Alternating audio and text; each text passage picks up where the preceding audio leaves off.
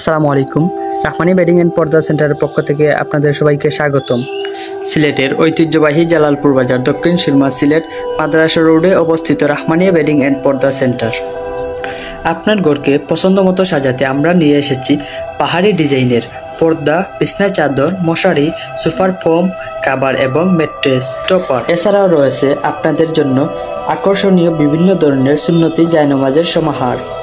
বাস্তব জীবনে একটু আয়েশের জন্য রাহমানিয়া বেডিং এন্ড পর্দা সেন্টারে পাচ্ছেন আরামদায়ক আকর্ষণীয় সব দোলনা।